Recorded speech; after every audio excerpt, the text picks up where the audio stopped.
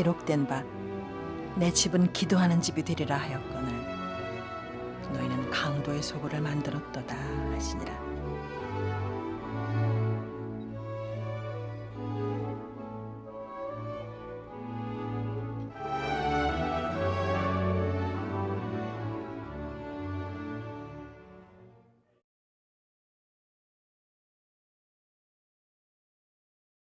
다 같이 사도신경 고백하심으로 고난주간 가정 저녁 기도의 첫째 날을 시작하도록 하겠습니다. 나는 전능하신 아버지 하나님 전지의 창조주를 믿습니다. 나는 그의 유일하신 아들 우리 주 예수 그리스도를 믿습니다. 그는 성령으로 잉태되어 동정녀 마리아에게서 나시고 본디오 빌라도에게 고난을 받아 십자가에 못 박혀 죽으시고 장사된 지 사흘 만에 죽은 자 가운데서 다시 살아나셨으며 하늘에 오르시어 전능하신 아버지 하나님 우편에 앉아 계시다가 거기로부터 살아있는 자와 죽은 자를 심판하러 오십니다. 나는 성령을 믿으며 거룩한 공교회와 성도의 교제와 죄를 용서받는 것과 몸의 부활과 영생을 믿습니다. 아멘. 다 같이 찬송가 143장을 부르겠습니다.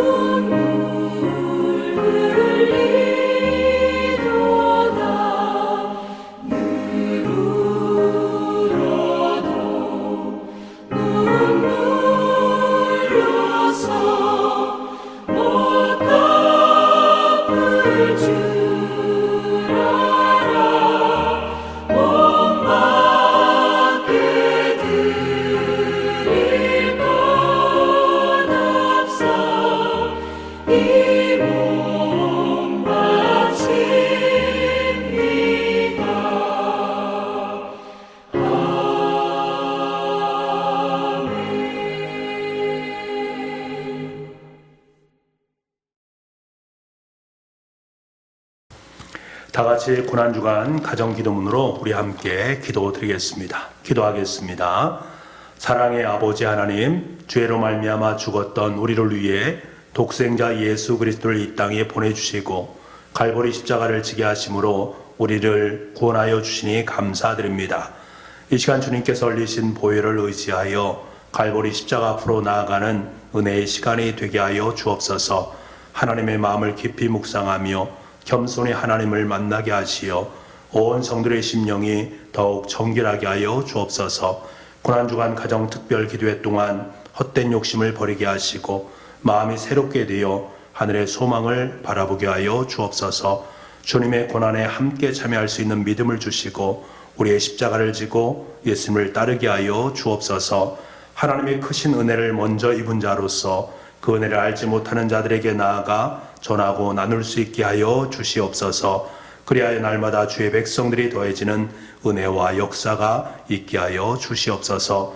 영혼의 양식으로 우리를 먹이실 목사님을 위해 갑절의 영감을 더하여 주시옵소서. 선포되는 말씀이 우리의 마음판에 새겨지게 하시고 오직 예수님의 십자가만을 자랑하게 하여 주시옵소서. 구원이요 소망 되시는 예수 그리스도의 이름으로 기도드립니다. 아멘. 오늘 우리에게 주시는 하나님 말씀은 마가복음 11장 11절에서 14절 말씀입니다. 신약성경 74쪽에 있습니다. 예수께서 예루살렘에 이르러 성전에 들어가사 모든 것을 둘러보시고 때가 이미 저물매 12 제자를 데리시고 베다니에 나아가시니라. 이튿날 그들이 베다니에서 나왔을 때에 예수께서 시장하신지라 멀리서 잎사귀 있는 한 무화과 나무를 보시고 혹 그 나무에 무엇이 있을까 하여 가셨더니 가서 보신즉 잎사귀 외에 아무것도 없더라. 이는 무화과의 때가 아님이라. 예수께서 나무에게 말씀하여 이르시되 이제부터 영원토록 사람이 내게서 열매를 따먹지 못하리라 하시니 제자들이 이를 듣더라. 아멘. 일요일에 주님께서는 예루살렘을 입성하셨습니다. 참 화려하고 웅장한 입성이었습니다. 하지만 정작 사람들은 예수님을 향해서 환호를 하지만 예수님은 그 환호를 뒤로하고 예루살렘 성을 바라보시면서 우셨습니다. 왜 우셨을까? 그곳엔 더 이상 하나님이 계시지 않는다라고 판단했기 때문에 그렇습니다. 이것이 예수님께서 예루살렘에서 머물지 아니하시고 다시금 성을 나와서 인근 베다니에 머무신 이유입니다. 그리고 월요일 아침에 다시 예루살렘으로 향하셨습니다. 예수님 일행은 베다니에서 아침을 먹지 못한 것 같습니다. 그러다가 잎사귀가 무성한 무화과 나무를 발견하게 된 것이지요. 그런데 그 무화과 나무에는 아무 열매도 없었습니다. 왜 그런가? 무화과철이 아니기 때문입니다. 하지만 예수님께서는 그 무화과를 바라보시면서 저주의 말씀을 하셨습니다. 약간의 억지스러운 것처럼 보일 수 있습니다만 주님께서는 이를 통해서 분명히 전하고자 하는 말씀의 메시지가 있다라는 사실이지요. 무엇이 있는 것처럼 보이는 무엇이 없는 무화과 나무, 우리가 이 사건을 무심코 지나칠 수 없는 이유가 어디에 있는가? 무화과의 때가 아님이라 라고 말씀하신 성경의 말씀입니다. 여러분, 이것을 주님께서 몰랐을까요? 주님은 잘 알고 계셨습니다. 브루스의 The Hard Saying of Jesus라는 책이 있는데 이 책에 보면 보통 팔레스타인 지역에서는 무화과 열매를 1년에 3번 수확을 한다고 합니다.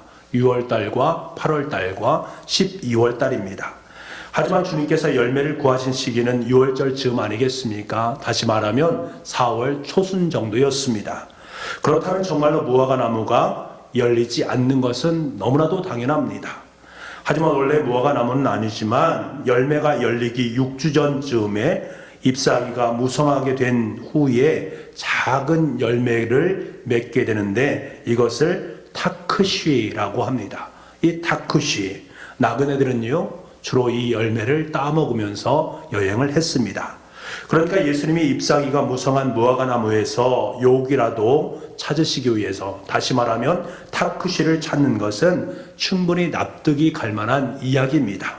중요한 것은 타크쉬가 열리는 정도에 따라서 무화과의 열매가 얼마만큼 열리는가가 결정되어진다라고 합니다. 주님이 당연한 이 사실을 모를 리가 없었습니다. 자, 그렇다면 주님께서 그 나무를 저주하신 이유가 무엇일까? 분명히 무화과 나무가 잘못한 것은 없습니다. 하지만 그 풍성한 잎사귀의 모습 때문에 누군가가 오해해서 무화과가 열린 것처럼 보이는 것에 대해서 주님께서는 문제를 제기하고 계신 것입니다. 그래서 애꿎은 무화과 나무가 본보기가 된 것들이지요. 다시 말하면 주님께서는 이 무화과 나무를 통해서 상징적인 분노의 말씀을 해주시고 계시다라는 사실입니다. 여하튼 무화과 나무를 저주한 예수님의 상징적인 분노에 그 실상은 어디에 있는가? 무화과 나무에 있는 것이 아니라 그 실상은 예루살렘 성전을 강도의 소굴로 만들고 있는, 무엇이 있는 것처럼 포장해서 아무것도 없는 그것을 마치 무엇이 있는 것처럼 포장한 바리새인과 제사장과 서기관들을 향하신 강력한 상징적 분노가 그 속에 담겨져 있는 것입니다. 이런 무엇이 있는 것처럼 이같이 부풀림으로 말미암아 상대방을 오해의 소지로 빠지게 하는 것, 잘못된 것입니다. 바리새인과 제사장과 서기관들이 무엇이 있는 것처럼 사용했던 도구는 무엇이었는가? 바로 성전이었습니다. 성전을 기막히게 지어서 사람들을 미혹한 것입니다. 성전은 하나님께 기도하는 집 아니겠습니까? 그런데 그 집을 기가 막히게 만들어서 사람들을 끌어모으는 데 사용을 했다라는 것이지요. 여러분, 이것이 바로 헤롯이 이 성전을 지은 이유였습니다. 사람을 미혹해서 그들에게 돈을 뜯어내고픈 마음이 헤롯에게 있었다라는 것입니다. 마카비 혁명으로 세워진 하스모니안 왕조가 무너지게 되자 로마는 정통 유대인이 아니라 에돔 출신 헤롯을 왕으로 세우지 않습니까? 처음부터 자신의 정통성의 문제로 많은 문제점을 야기시켰던 이 헤롯이 이것을 만회하기 위해서 그가 유대 민족에게 최초로 했던 것들이 가장 중요한 대표적인 것이 예루살렘 성전을 다시 짓는 작업이었습니다. 무려 1000명의 제사장과 2만 명이 동원된 대역사였습니다. 그런데 여기서 중요한 것은 무엇이냐면 이 성전을 재건하는데 함께 동참했던 사람들이 바로 유대인들에 속한 제사장들이었다라는 사실입니다. 이들 역시 건물의 크기를 과시함으로 말미암아서 백성들을 미혹하고 또 그를 통해서 자신들의 이득을 취하고픈 헤롯의 마음과 동의되는 점이 있었다라는 거예요. 이렇게 해서 지어진 성전의 대석의 하나의 높이가 평균 90에서 120cm나 되었다고 합니다. 제자들의 반응에서도 알 수 있듯이 그 우용이 엄청난 것이었습니다. 여러분, 성경을 보십시오. 마가복음 13장 1절 말씀에 세 번역으로 제가 읽어드리겠습니다. 예수께서 성전을 떠나가실 때에 제자들 가운데서 한 사람이 예수께 말하였다. 선생님 보십시오. 얼마나 굉장한 돌입니까? 얼마나 굉장한 건물입니까? 주님이 제자들까지 감탄할 만큼 엄청난 규모의 우용을 과시했던 건물이었습니다. 이것으로 하나님께서 거기에 거룩하게 거하신다라는 착각에 빠질 만큼 그렇게 우용을 과시했던 건물이었단 말입니다. 어찌 보면 그들의 계획이 성공된 것이지요. 거기까지는 괜찮을지도 모르겠습니다. 하지만 이들은 거기에 머무르지 않고 계속적으로 멈추지 않았습니다. 기도의 집을 강도의 소굴로 바꾸어 놓았습니다. 결국 이곳은 하나님이 거하시지 않는 하나님의 집이 되어버렸습니다. 주님의 저주가 바로 이것이었던 것입니다. 그래서 주님께서 뭐라고 저주하십니까? 마가복음 13장 2절 말씀에 예수께서 이르시되 내가 이 큰 건물들을 보느냐? 돌 하나도 돌 위에 남지 않고 다 무너뜨려지리라 하시니라 라고 말씀하십니다. 헤롯의 성전은 그 지은 동기가 순수하지 못했습니다. 하지만 제자들의 반응에서 보듯이 성전 건물의 우용만으로 하나님께서 그곳에 거하실 것이다 라는 착각에 빠질 것처럼 보였습니다. 마치 열매 없는 풍성한 무화과 나무의 모습과 진배가 없는 것이지요. 여러분, 오늘날 성전의 위기가 바로 여기에 있습니다. 우리 교회의 위기가 바로 여기에 있습니다. 웅장하고 화려한 건물과 내부 시설을 가지고 우리의 신앙을 판단하는 경우들이 얼마나 많이 있는지 모르겠습니다. 하나님의 영적 교제인 기도의 삶을 통해서 신앙을 고백하고 증언자의 삶을 살아가야 되는데, 그것은 뒤로 하고, 내면적인 영성은 뒤로 하고 외면적인 포장적인 신앙을 앞세우고 있는 우리의 모습, 그곳에는 하나님이 없을 수도 있다는 것을 성경은 우리에게 경고하고 있는 것입니다. 더 큰 문제는 다른 사람만이 아니라 내 자신마저 그것에 대해서 속게 되는 것입니다. 엄청나게 웅장하구나, 야 참 귀하구나, 이곳에 하나님께서 거룩하게 내주하시는구나, 스스로 착각에 빠질 수도 있다는 사실입니다. 여러분, 개구리와 황소, 이숲 오와 이야기를 잘 알지 않습니까? 자신과 비교도 되지 않는 황소를 개구리가 흉내내려고 합니다. 그래서 자기의 뱃속에 바람을 계속해서 집어넣게 됩니다. 그래서 마침내 배가 터져서 죽게 되는 그러한 이솝 우화를 여러분 잘 알 것입니다. 여러분, 이렇게 되어지면 자신을 잃게 되는 것입니다. 심지어 영혼마저 파괴되고 터질 수밖에 없는 거예요. 내 영혼의 과장이 계속 되어지다 보면 언젠가는 터질 수밖에 없는 것입니다. 잠언 기자는요, 이것을 우리에게 엄중하게 경고하고 있습니다. 잠언 16장 18절 말씀에 뭐라고 말씀하시는가? 교만은 패망의 선봉이요 거만한 마음은 넘어짐의 앞잡이니라. 왜 교만은 패망에 이르게 하는가? 왜 그런가? 거기서 헛된 영광을 추구하기 때문에 그렇습니다. 인간의 원죄의 시작도 자신을 부풀리는 것에서 시작되지 않습니까? 뱀의 유혹이 바로 그것이었습니다. 창세기 3장 5절 말씀에 보면 너희가 그것을 먹는 날에는 너희 눈이 밝아져 하나님과 같이 되어 선악을 알 줄 하나님이 아심이라. 말도 안 되는 속임수를 이용하고 있는 모습을 만나게 되십니다. 자기 자신을 부풀린 결과 계속해서 자기 자신을 부풀림으로 말미암아 마침내 영적인 파괴를 얻게 되고 에덴 동산에서 쫓겨나는 결과를 맺게 되는 것들입니다. 여러분, 끝이 없습니다. 우리가 스스로 부풀리는 오류에 빠지기 시작하면 끝이 없습니다. 교만은 패망으로 나아갈 수밖에 없는 것이라는 거지요. 터질 때까지, 상상할 수 없는 존재가 될 때까지 계속해서 커지다 보면 안타깝게도 언젠가는 그 결국은 터짐으로 끝나게 되어 있습니다. 이미 대상들과 서기관들은 그 늪에 빠져 있습니다. 주님께서는 그들을 보셨습니다. 그리고 그들의 외형적인 과실을 주님께서는 질책을 하셨습니다. 그들은 이것을 잘 알고 있습니다. 예수님의 말씀이 참 옳다라는 것을 스스로 인정하지 않을 수 없는 권세가 있었음에도 불구하고 그들은 자신들의 기득권을 절대 놓지를 않습니다. 여러분, 기득권의 욕망은 끝이 없습니다. 하나님과 같이 되고 싶은 욕망에 사로잡히게 될 때까지 계속해서 커지고 또 커지고 상상할 수 없는 존재까지 될 때까지 부풀려지게 되어 있습니다. 그래서 결국은 언젠가는 터지게 되었습니다.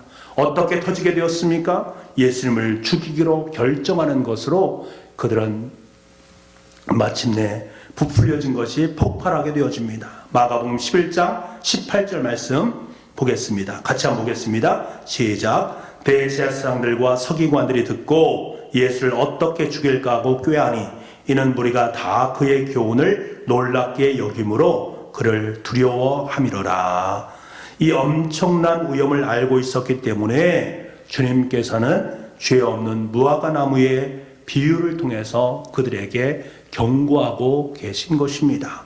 조금이라도 자기가 아닌 것을 드러내지 마라. 네 거 아닌 거 드러내는 그러한 어리석음에서 벗어나야 된다. 너를 부풀리는 삶을 살아서는 안 된다. 거짓의 냄새라도 풍기지 말아야 된다. 내가 잘못이 없더라도 다른 사람이 속을 만한 행동을 절대로 해서는 안 된다라고 말씀하고 계신 것입니다. 여러분, 멈춰야 합니다. 그래야 터지지 않는 것입니다. 신앙은 멈추는 것입니다. 내 인생에 가던 그 길을 멈춰서서 하나님을 바라보는 것입니다. 자신이 어떤 존재인가를 직시하고 내 길이 십자가의 길이 아님을 깨닫고 그 자리에 멈춰서서 다시금 돌아서는 것입니다. 단순히 멈추는 것을 넘어서서 자신의 원래의 모습으로 돌아가는 것이 우리에게 절실하게 필요한 것입니다. 내 자신의 힘을 다 빼는 것입니다. 여러분, 풍선에다 바람을 넣을 때에 언젠가는 그 바람을 넣는 풍선은 터질 수밖에 없습니다. 그런데 그 풍선의 바람을 다 빼보십시오. 쭈글쭈글해져서 무엇인가 다 잃어버린 것처럼 보이지 않습니까? 하지만 여러분, 이 풍선은요 절대로 터지지 않습니다. 바람을 뺀 풍선은 터지지 않게 되어 있습니다. 이것이 진리이고 이것이 생명이고 이렇게 살아야 되는 것이 주님의 모습입니다. 이것을 잠언 기자는 뭐라고 말합니까? 겸손이다 라고 말합니다. 이 겸손이 존귀함이라고 말하고 있습니다. 우리는 부풀려진 신앙, 부풀려진 것들, 내 자신의 많은 것들이 부풀려짐으로 말미암아 그것이 존귀함을 받는 것처럼 생각하지만 성경은 절대로 우리에게 그렇게 말씀하지 않고 있습니다. 잠언 18장 12절 말씀에 사람의 마음에 교만은 멸망의 선봉이요 겸손은 존귀의 길잡이니라 라고 말씀하고 있습니다. 여러분, 우리가 존귀하게 되는 것은 바람을 불어넣어 크게 되는 것이 아닙니다. 그 바람을 다 빼버리는 것입니다. 내 자신의 부풀려진 것을 빼버리는 것입니다. 그럴 때 우리는 터지지 아니합니다. 그럴 때 우리는 존귀함을 획득할 수 있습니다. 누가 그렇게 만들어 주셨습니까? 주님께서 우리를 그렇게 만들어 주셨습니다. 주님께서 우리를 존귀하게 하실 때 우리는 비로소 존귀한 존재가 될 수 있는 것입니다. 우리는 분명히 직시할 수 있어야 됩니다. 사실 저와 여러분은 예수 그리스도를 믿음으로 고백하는 우리 그리스도인들은 존귀한 존재들입니다. 왜? 주님께서 우리를 존귀한 존재로 만들어 주셨기 때문에 그렇습니다. 그렇기 때문에 우리는 그 존귀한 모습 그대로 주님께로 나아가야 됩니다. 주님과 함께 주님의 십자가를 짊어져야 됩니다. 자신을 부풀리는 껍데기의 실황에서 벗어나서 자신의 정체성을 분명하게 깨닫고 살아갈 수 있는 존귀한 자녀로 이 땅의 삶을 살아가야 됩니다. 우리 기도할 때 이렇게 기도할 수 있기를 원합니다. 하나님, 우리는 이 모습 이대로 존귀하고 소중한 존재입니다. 그러한 존재로 만들어주신 것 감사합니다. 그럼에도 불구하고 자꾸 자신을 부풀리고자 하는 교만의 마음을 저에게서 제거해 주옵소서. 하나님 앞에서 우리가 원래 모습대로 서는 것을 잊지 말게 하시고 매 순간 정직한 선택을 함으로 말미암아 존귀한 자가 걷는 십자가의 길을 걸어갈 수 있는 우리 모두가 될 수 있도록 주님 도와주옵소서. 우리 간절한 마음으로 함께 음악에 맞춰서 하나님께 기도드리도록 하겠습니다. 우리 함께 기도드리겠습니다.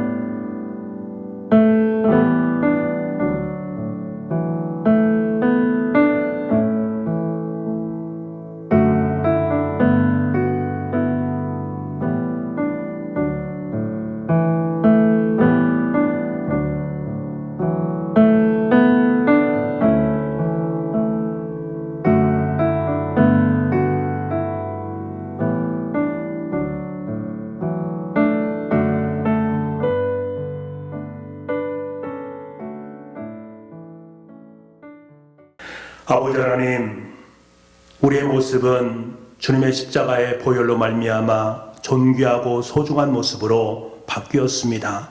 그럼에도 불구하고 여전히 내 삶의 자리 속에 자꾸 내 자신을 부풀리고자 하는 교만의 마음이 싹이 틀 때가 얼마나 많이 있는지 모르겠습니다.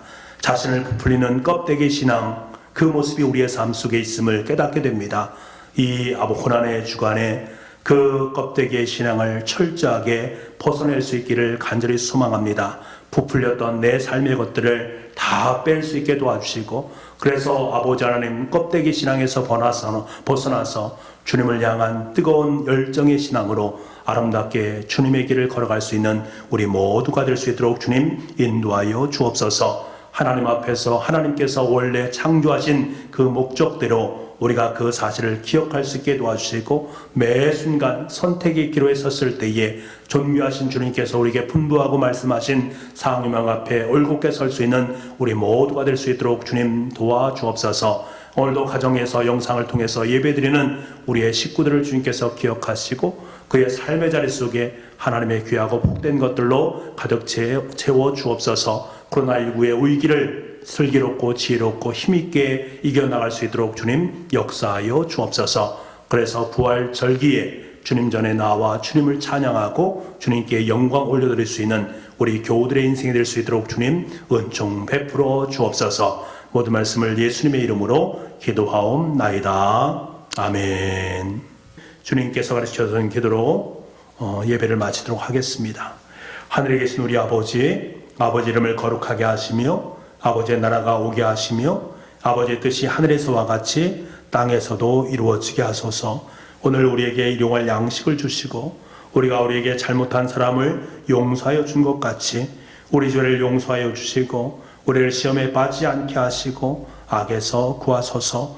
나라와 권능과 영광이 영원히 아버지의 것입니다. 아멘.